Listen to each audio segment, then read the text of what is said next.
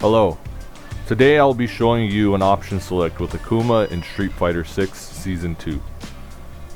Akuma has an option select which is quite useful against Aki. Aki has a variety of wake up options. For a reversal, it starts at level 1.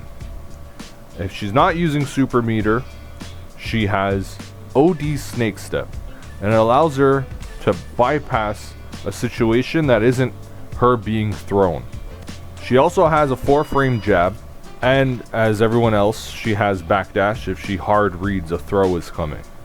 The option select that I'm focusing on today is a stand light punch option select throw.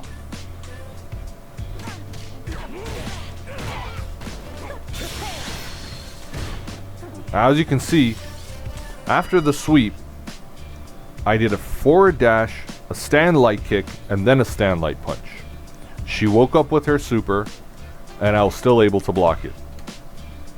Let's see if she didn't do her super. Would that stand jab actually have made contact? It does.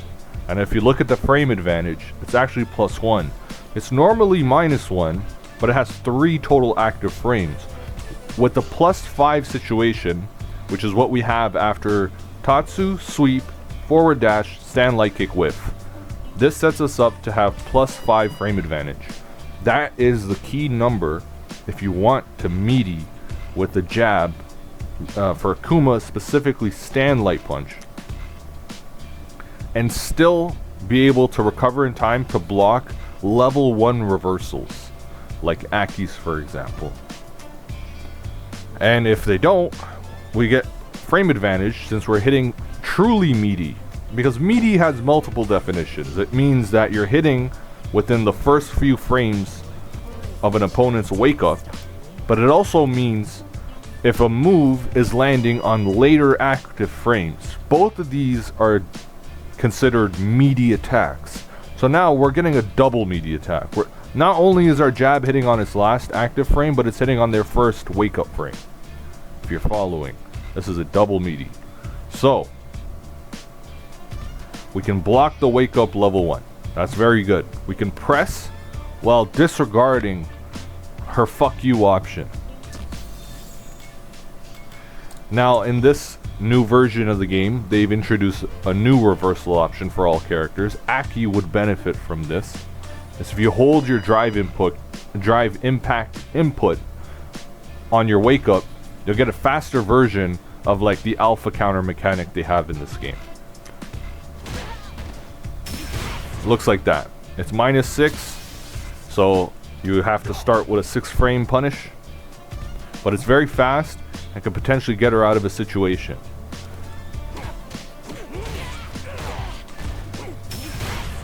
Now if we go with that meaty I just showed you, the meaty stand light punch, you can block it in time. So if you're anticipating that she's going to do that, this setup still works. It blocks that, it blocks her super.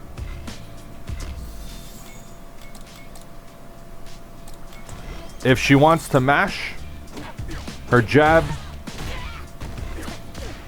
we're +8 counter hit. So it's not an option. Now, like I said, she has a teleport. She has a way to get around.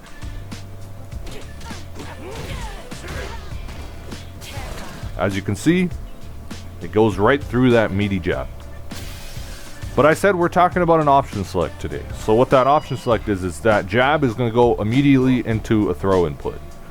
So when the jab doesn't make contact, as you can see, it whiffs a jab and does a throw. So I already know you can see where we're going with this. Easy peasy. Now make sure you're not holding back when you do that stand jab into throw, or else you'll throw her out the corner. So like, we're on offense, right? When we're in this sequence, we're on offense. There's no reason to be holding back within our inputs when we go for that stand jab into throw option select, because we're not going to be blocking anything. So there's no need to be holding back, and it's only going to hinder this option select by taking her out of the corner, which is not what we want to do.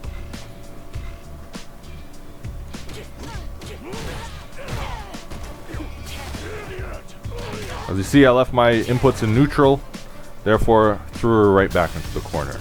Now, one thing to mention. Now you're wondering, well, what if she wakes up with that level 1? Is it going to hit our throw input?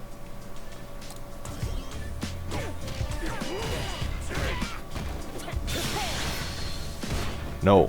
If you look at the input history, you'll see that I did input a throw after that stand jab. You can see that I whiffed my light kick, that I went for stand jab, and I had the throw OS. But because her super has a freeze frame, that actually eats up the throw input. And it allows us to visually see she's doing a super, and we could just stop pressing anything and just start holding back. Even I know in my input history you can see I was holding back the entire time. It doesn't matter. As soon as that super had started, even if I wasn't, I can start to hold back and be able to block it. So that's safe there. It grabs the getaway option. What happens if she wakes up mashed, let's say? So, because the jab made contact, the throw input now gets turned into a secondary jab input.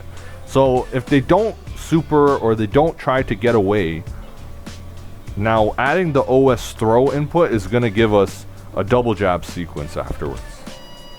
So, you have to understand, like, this is maybe the most trickiest part of this option select.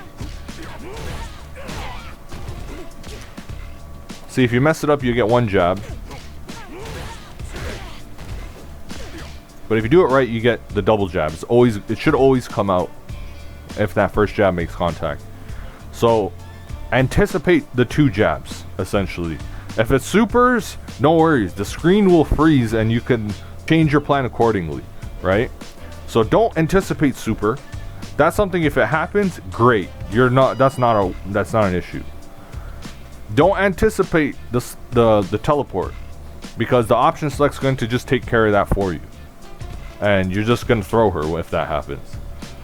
What you should be anticipating is the double jab if they don't do those options. But I should show you something first. When you do add that throw input, it doesn't make you safe from this new mechanic anymore.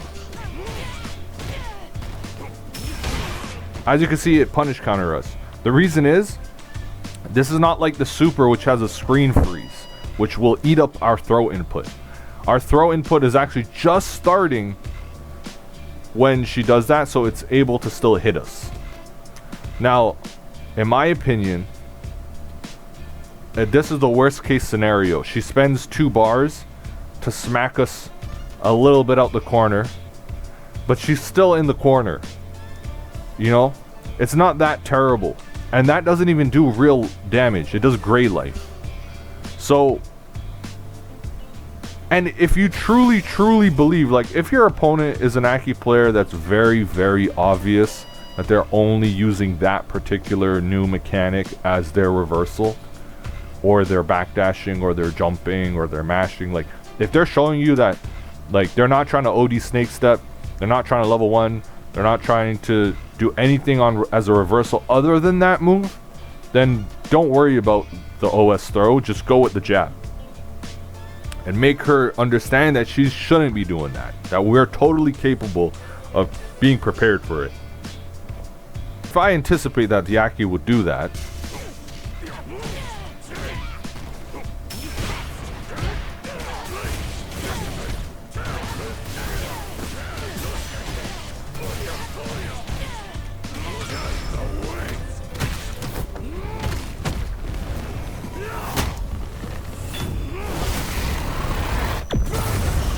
65%. Like, we can show her that we're not scared of that option, and that we can make it a very terrible decision for her, and take 65% of her damn health for making that decision. So, like, you can establish early on with the Aki player that doing that can be to a big detriment to you, right? So if we can establish that it's a very difficult risk reward for her to be doing that a lot, it's gonna make her go towards maybe OD Snake Step and level 1 and things like this more than that, right? Because her decision to do OD Snake Step, for example, and to do that move is the same cost to her. It's 2 bars, right? And if she doesn't want to spend her valuable drive bar and she goes to doing the level 1, as we showed, whether we OS throw or not, the level 1 is not an option to this meaty jab. Now, the last thing I'll display is if she's not trying to disrespect your turn, and she's going to sit there, and she's going to try to be more honest in her defense, right? If it were to hit, what do we do? And if it were to be blocked, how should we go about it, right?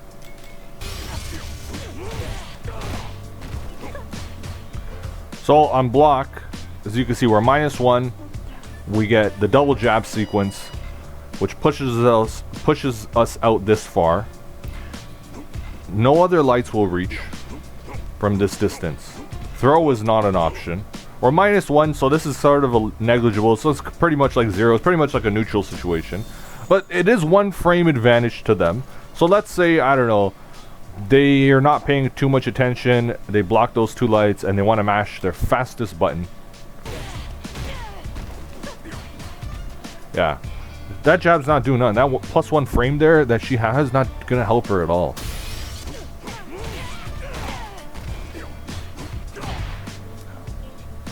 So if we do the stand jab OS throw meaty, which gets a double jab when it makes contact, and we immediately go for a crouch medium punch after, we're punish countering her reversal light. We're going to be +10. We're going to be able to link a sweep. Now, Aki's best non-jab button to try to contest in this situation would most likely be her stand medium punch. Let's see, will that beat our crouch medium punch? Theoretically, we both start up in 6 frames, but because she has that +1 from our second stand jab, she should win. But let's see, spacing might take into account here.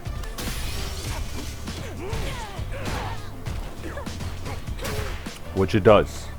So, the right decision for the Aki after those 2 jabs would be to press on with her stand medium punch.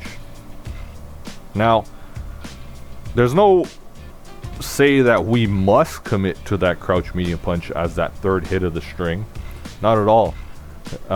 After those 2 jabs, you can completely just take a step back, you know? You don't have to commit more. You're at a minus situation.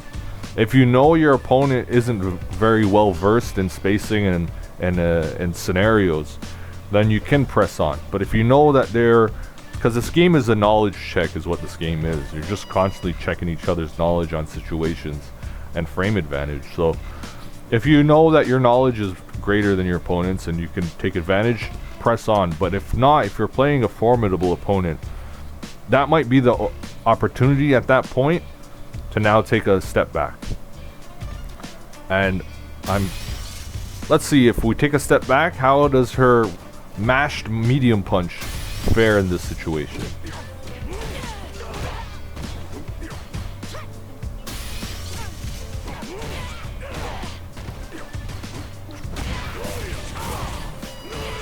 So like, if we don't commit to a crouch medium punch right after, which would be punish countering a mash jab on their part, right? We established that that's not her best interest to be mashing jab where it won't reach. So she should be pressing a button that would take advantage of that frame and would close the gap, like her stand medium punch. And as you saw, if Akuma has amazing back walk speed, so with that -1 we can step back and make that medium punch of hers whiff. And it was so easily whiff punishable. Very, very easily. So she could be a nut and try to jump.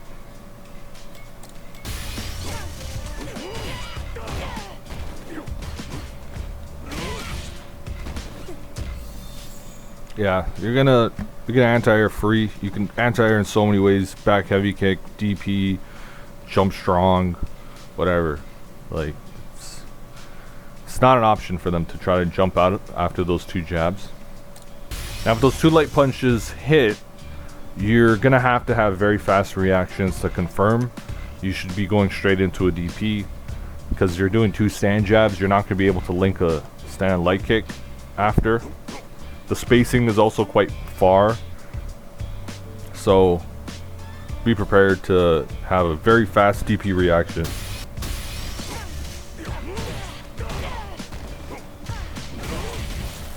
That's what you're going to want to do if you get a hit on those 2 jabs. You could also FADC